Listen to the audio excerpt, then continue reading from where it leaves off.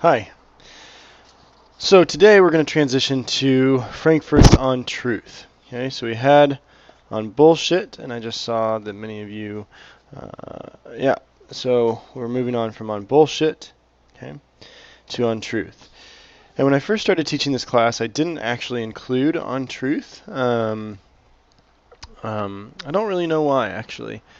But nevertheless, I have stumbled across it, and I've been using it the last couple of years in Belief in Reality for the fact that I think it is a nice little follow-up to what Frankfurt starts in on bullshit.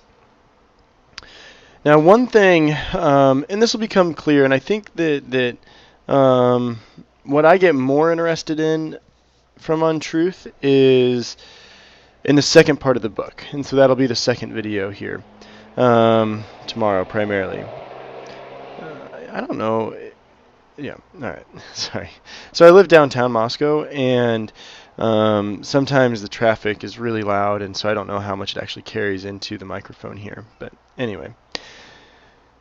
So how Frankfurt describes and engages with this topic of untruth is actually, I think, really kind of meaningful. And in particular, what he does is he doesn't get overly complex. And if at all you did read, or will be reading, you'll see that it's not overly complex. That he doesn't try to get too technical, he doesn't try to get too philosophically grandiose, anything like that, but rather, he really does kind of focus on the way we navigate through the world. Okay? And so, kind of at the onset, he says, I published a book called On Bullshit, but in that book I didn't really talk about truth. So he says, I made an important assumption which I'd offhand supposed most of my readers would share. Being indifferent to the truth is undesirable, blah, blah, blah. But I entirely omitted to provide anything like a careful and convincing explanation. Indeed, I had omitted any explanation at all of exactly what truth actually is, or why truth actually is so important to us, or why we should especially care about it. Okay? So why do we care about truth? It's kind of a nice starting question here. Why do we care about truth? Okay? And he moves on to page 7 here, where he says, accordingly, I propose to consider here a sort of sequel to On Bullshit, or as an inquiry to which that work, might serve as a prolegomena to practical and theoretical importance truth actually enjoys, blah, blah, blah, blah. Essentially, what he's going to do in this book is he's not necessarily going to, have the grand philosophical discussion about, well, what is truth, right? Because that is an important question, and a lot of people spend a lot of time thinking about that. But rather, he's going to ask, well, why is truth so important to us, right? Because there can be different levels of truth, there can be different versions of truth, all of that by which, engaging with and thinking about. But even if there are lots of different people claiming truth on lots of different subjects, they seem to still care about that truth. Well, why? What is it about truth in and of itself that we care about? Okay? In my discussion, however, I shall not even try, at least not by any direct confrontational argument or analysis, to settle once and for all the entangled debate between those who accept a reality of meaningful discussion between being true and false, and those who are energetically representing themselves, blah, blah, blah, as denying the distinction between blah, blah, blah, blah. Blah, blah, blah. Okay? Alright. So, yeah, we'll kind of continue. We'll just kind of keep zooming here. So, chapter 1, and again, I'm just going to kind of be pretty quick here. What he does in chapter 1 is essentially, in more or less terms, and again, this is just very, very, maybe a bit careless here. But essentially, he's talking about these people that he brands as the postmodernists and those that really like to stoke the fire about there not being any truth. Okay? That there is a position in philosophy, there's a position that holds, no truth can be known. Okay? That everything is subjective, that no truth can actually be known, that the way that I navigate through the world and the way you navigate through the world are just true for our own individuals, our own individual beings. But in fact, right,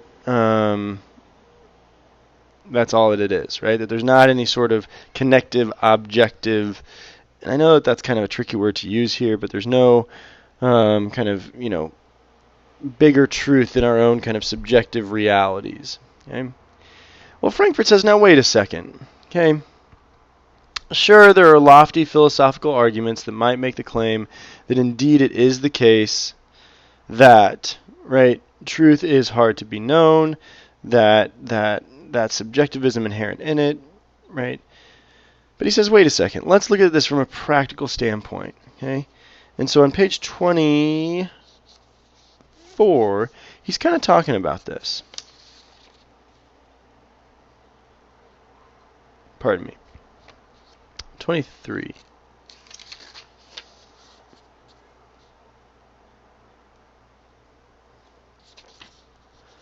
Yeah, 23. Let's suppose that a bridge collapses under no more than normal stress. What would this tell us? It would tell us at a minimum that those who designed or constructed the bridge made some pretty bad mistakes. It would be obvious to us that that some of the solutions that they had devised in dealing with the multiple problems they confronted were fatally incorrect. The same applies here, of course, in medicine. Physicians must endeavor to make sound judgments concerning how to deal with illness and injury. Accordingly, they need to know which medicines and which procedures can confidently be expected to help their patients. They need to know which are in fact unlikely to do real good, and they need to know which are likely to be harmful. On page 24. No one in their right mind would rely on a builder or submit to a care of a physician who does not care about the truth. Even writers, artists, and musicians must, in their own ways, know how to get things right. Okay? He goes on with this theme for the next couple of pages, but it really is, I think, kind of an interesting outlook here, right? That yes, we can have lots of skeptical arguments about truth, okay? That my truth is going to be different than your truth, that, is there any sort of objective truth? If so, where does that objectivity come from? Blah, blah, blah, blah, blah, blah. But in fact, what needs to happen, or what can happen, is that we just need to pay attention to the world within which we live, right? That if a bridge collapses, we don't say, well, you know what, they were just operating on the truth that they knew. No, we say they got something wrong. Those engineers got something wrong. They weren't paying close attention to what actually needed to be the case. Moreover, a physician, right, a doctor, if you go in and you are talking with a doctor about, pretty serious illness, and you're giving them all of the symptoms that you're experiencing, and they say, well, could be this, could be that, I'm not really going to, I'm not going to go look your symptoms up, right?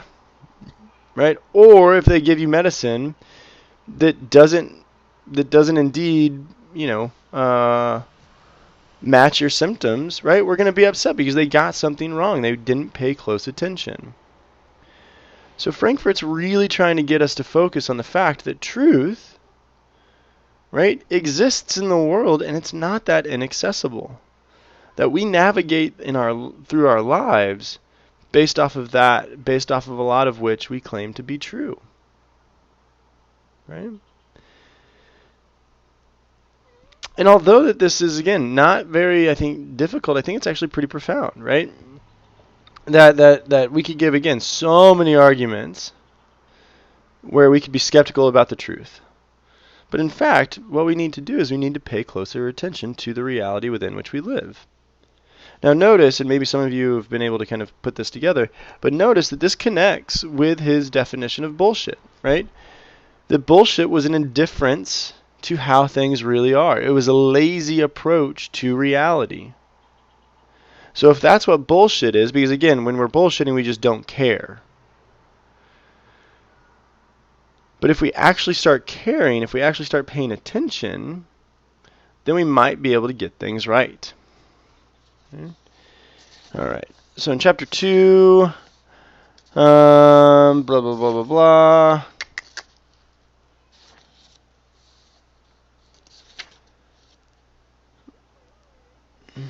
Kind of goes again through this kind of skeptical analysis, or trying to figure out, what truth is. We need to know, of course, we understand how to make productive use of the great many truths. It also applies to each individual.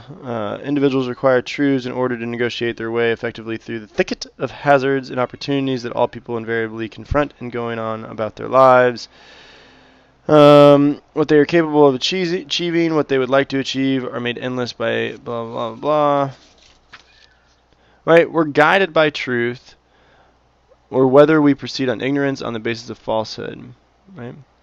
It also depends critically, of course, on what we do with the truth. Without truth, however, we would be out of luck before we even start. And again, what he's doing here, what he's claiming,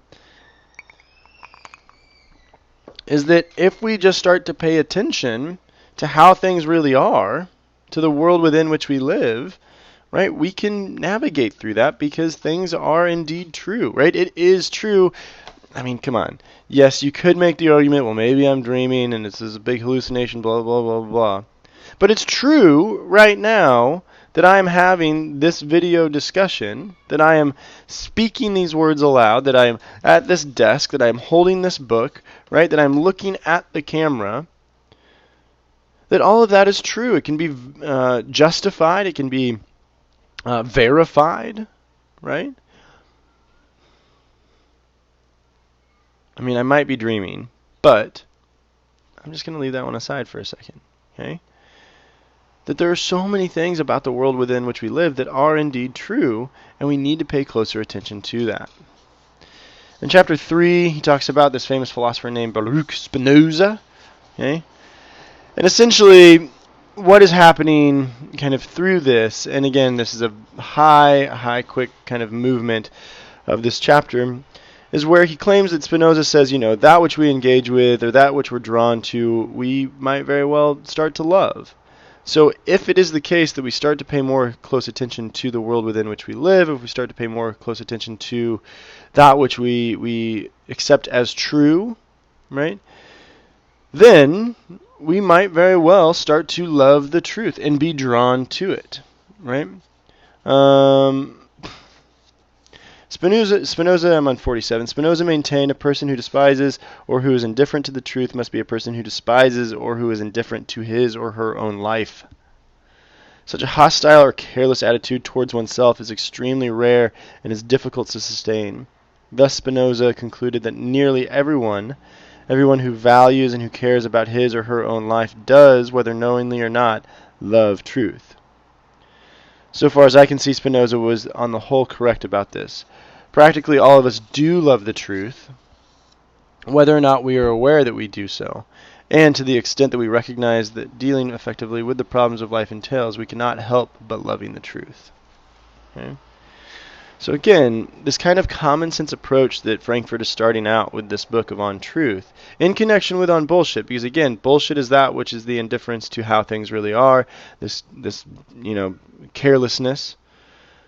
And so we get this movement here in On Truth to say, well, no, we need to start paying better attention. We need to start paying more close attention. And when and if we do that, right, we can maybe better appreciate the world within which we live.